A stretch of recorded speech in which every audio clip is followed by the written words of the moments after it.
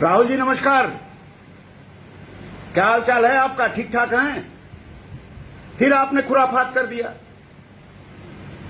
मैं बार बार आपसे निवेदन कर रहा हूं कि शब्दों पर नियंत्रण रखें, भाषा को नियंत्रित करें। देश के प्रधानमंत्री बनने का ख्वाब आपको है, भाषा आपको पता ही नहीं है। ये कौन आदमी है जो आपको उटपटांग बातें लिख करके देता है? ये तो समझ ही नहीं। बार बार कह रहा हूं कि उनको दूर करिए। देश का प्रधानमंत्री बनने वाला व्यक्ति अपने भाषा पर नियंत्रण नहीं रखेगा तो देश का नेतृत्व कैसे संभालेगा? मैं तो आपका सबसे बड़ा फैन हूं, ये आप जान जाइए। आप मोदी को कह रहे हैं सरेंडर मोदी। मोदी सरेंडर मोदी हैं? कहां सरेंडर किया उन्होंने? कहीं तो सरेंडर नहीं किया। सरेंडर तो आपने किया है। 2014 में सरेंडर किया, 2019 में सरेंडर किया, 1962 में सरेंडर किया। लगातार सरेंडर की प्रक्रिया आपकी चलती है और आप सरेंडर मोदी बोल रहे हैं। मैं आपको यह नहीं कह रहा हूं कि आप जो है चीनी गांधी हैं, मैं नहीं कह रहा हूं। मैं आपको यह भी नहीं कह रहा कि आप गद्दार गांधी हैं, मैं नहीं कह रहा हूं। मैं आपको यह नहीं कह रहा हूं कि आप लफंडूस गांधी हैं, ये मैं नहीं कह रहा हूं। मैं आपको यह नहीं कह रहा हूं कि आप पप्पू गांधी हैं, मैं भी नहीं कह रहा हूं। लोग कह रहे हैं और ये आपको अच्छा लगता है।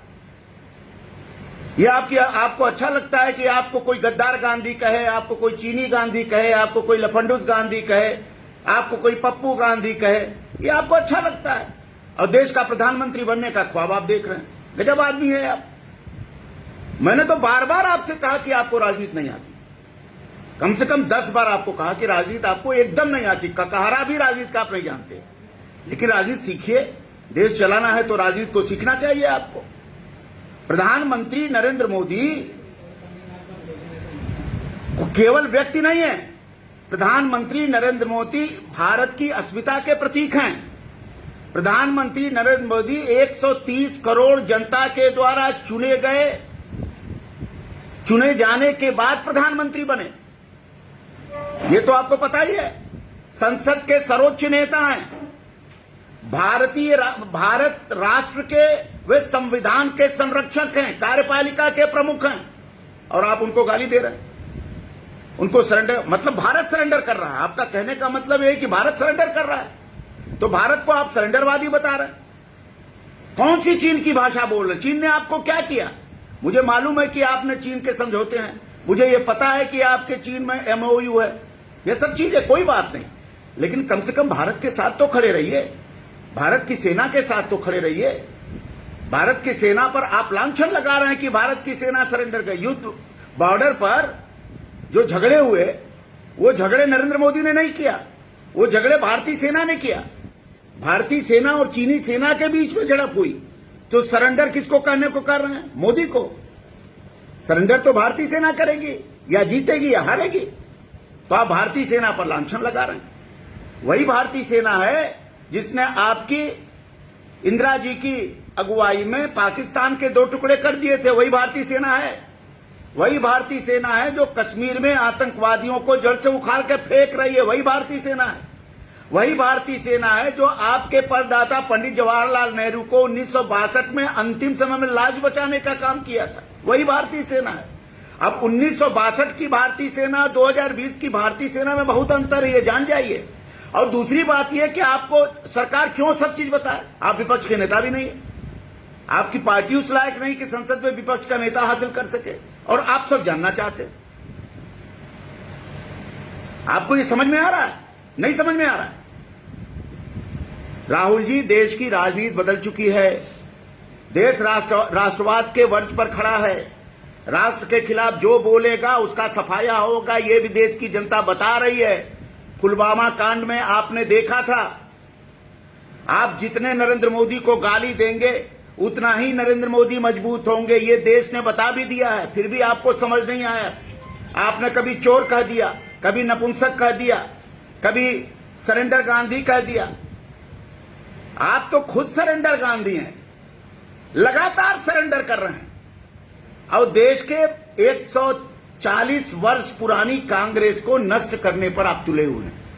मैं सोनिया माता जी से निवेदन करना चाहता हूं कि कृपा करके अगर कांग्रेस को जीवित रखना है तो कोई दूसरा नेता तलाश करें। ये राहुल गांधी के बस की कांग्रेस नहीं है। हम लोगों को बहुत कष्ट है, हम उनके संसदीय क्षेत्र के लोग हैं। आपने उनको सरेंडर करने की सरेंडर मोदी की बात की तो इसका मतलब उनका पूरा संसदीय क्षेत्र सरेंडर कर गया। बनारसी सरेंडर नहीं करता, बनारसी लड़ता है, बनारसी भिड़ता है। और बनारस ने 2 बार 2014, 2019 में आपको पटकनी दी है कि जमानत भी जब्त हो गई आपकी। इसलिए मेरा फिर निवेदन है आपसे, राहुल जी, फिर निवेदन है, हाथ जोड़ के निवेदन है कि भाषा पर नियंत्रण रखें, भाषा पर नियंत्रण रखें। कौन सा झगड़ा है नरेंद्र मोदी से आपका? आपको नरेंद्र मोदी ने कभी गाली दी क्या? आपको नरेंद्र मोदी ने कोई अपशब्द बोला क्या? संसद में आप उनके गले पड़ते हैं, आप बाहर निकल के गाली देते हैं। कौन सा दोगलापन है? ये दोहरापन ठीक नहीं है देश के लिए ना।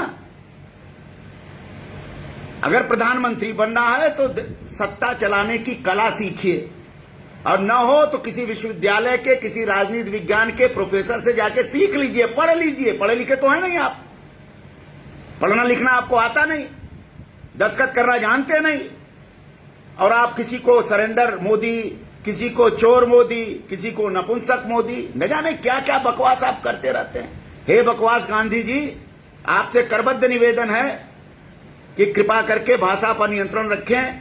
देश इस समय दोहरे संकट में है, एक तो महामारी का संकट है, दूसरा सीमा पर दोनों तरफ से तनाव है, पाकिस्तानी सीमा पर भी तनाव है, चीनी सीमा पर भी तनाव है। कश्मीर में आतंकवादियों से झगड़े सेना कर रही है, सेना अपनी सुरक्षा, देश की सुरक्षा में अपना सर्वोच्च बलिदान दे रही है।